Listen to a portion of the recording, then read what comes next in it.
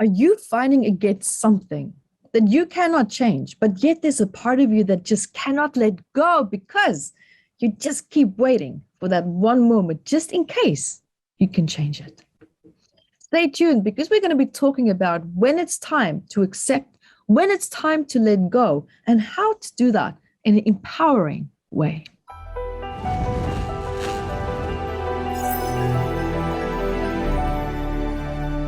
Hi, everyone. My name is Evette Rose, founder of Metaphysical Anatomy Technique, which is a beautiful, powerful, graceful technique that's designed to help you to shift depression, anxiety, trauma in a way that is very gentle and without you needing to know the root causes or even needing to talk about it or even needing to recall, accurate memories. Not needed. So guys, also remember to hit the subscription bar here, the notifications as well, so that you can stay up to date with my latest, greatest videos, and join me at evetterose.com for so many more great moments and things that we have in time with, like events. Catch me there and see what I'm up to next. So this topic is very near and dear to my heart, because how to be comfortable with something that you can't change.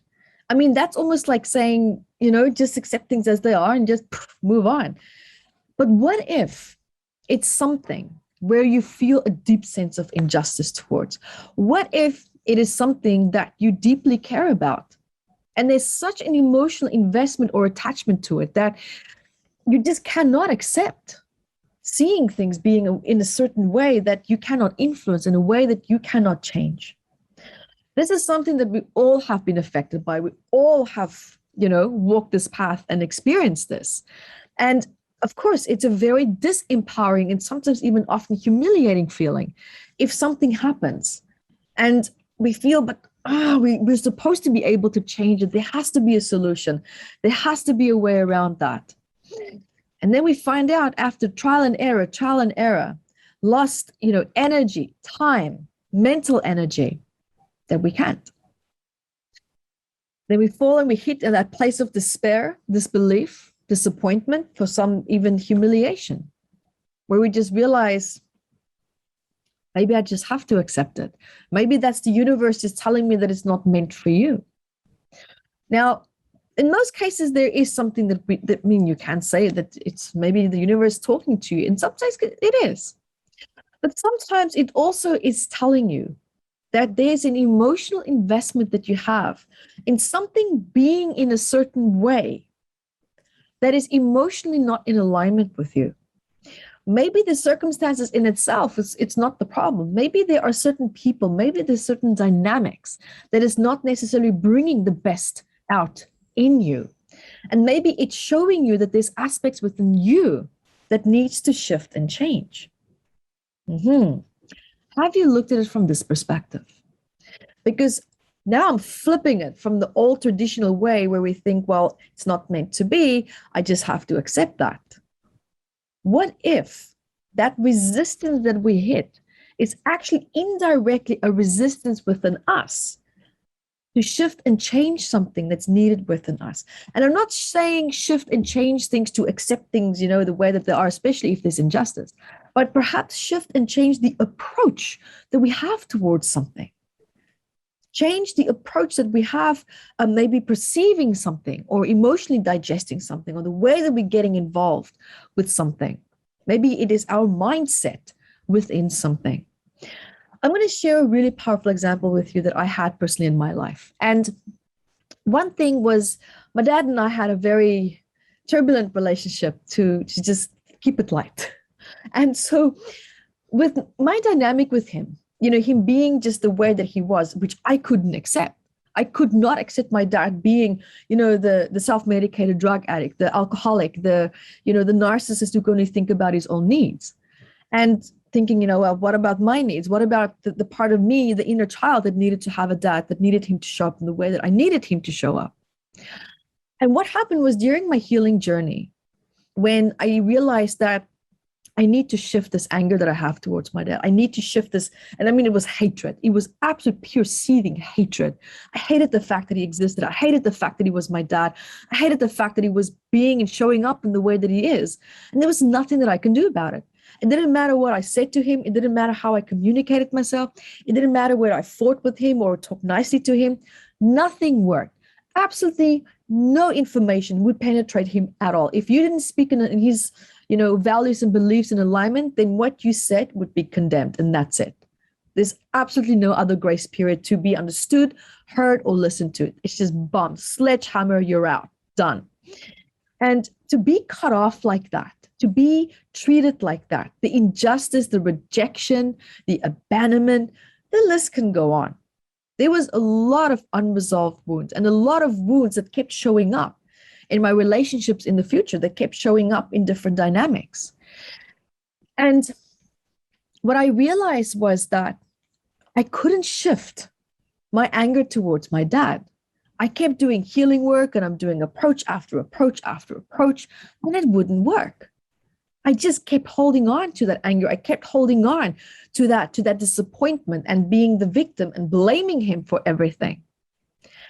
And I once sat in meditation and the question came up, what do I have to allow in my life? Meaning just allow it to just be as it is so that I can find my sense of self. Where have I been losing energy and time with something that I cannot change?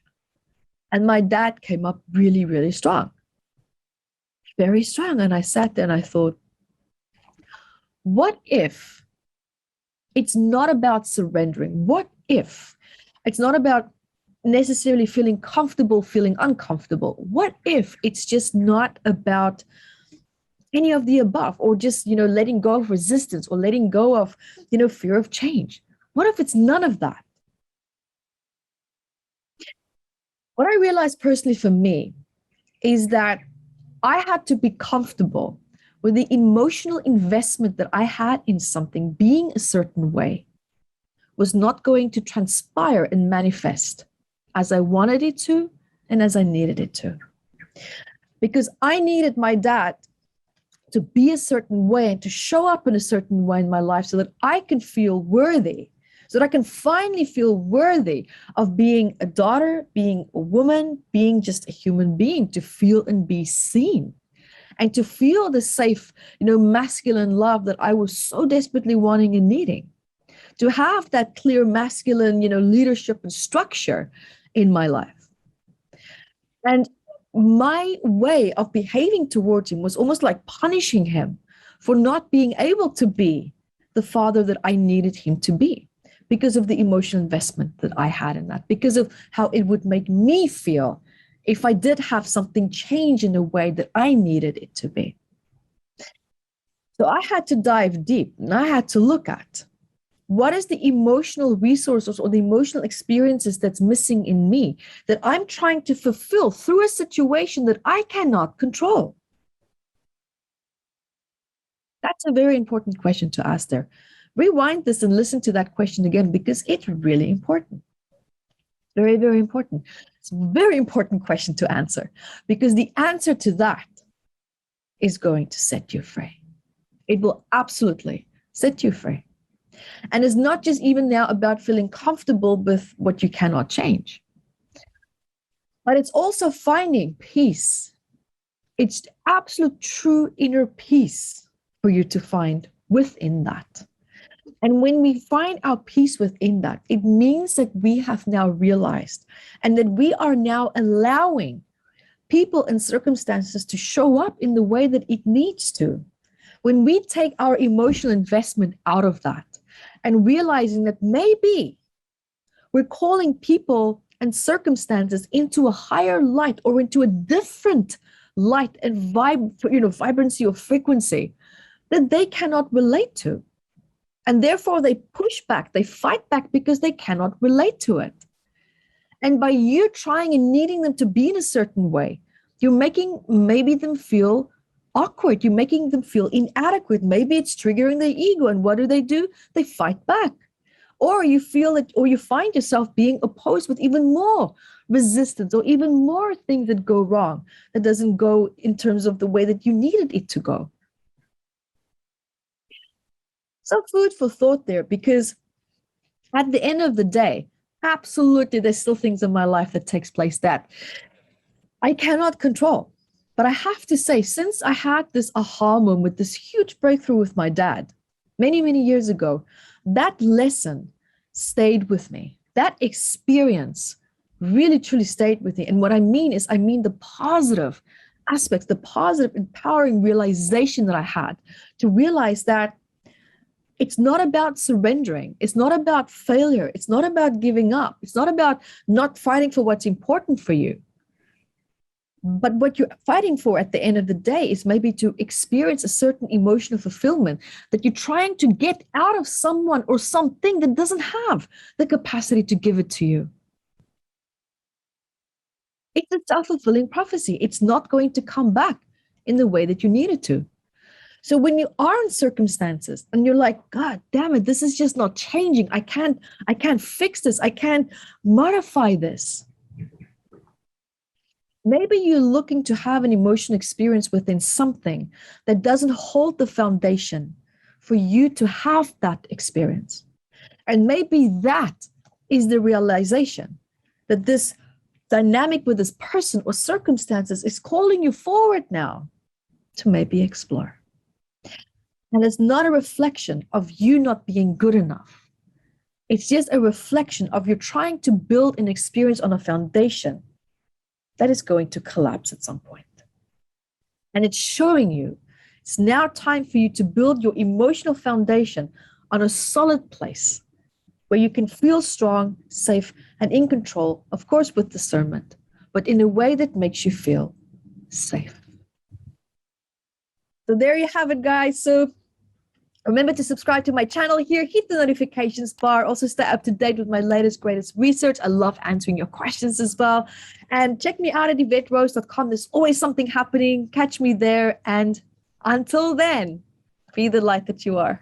Thank you for watching this video, and I'm sure that you learned a lot. So guys, subscribe to my channel here and also hit the notifications bar, and so that you can get notified every time when I upload a new video. So guys, also remember to share the video and also look out for courses that I have below in the description bar. And until next time, be the light that you are.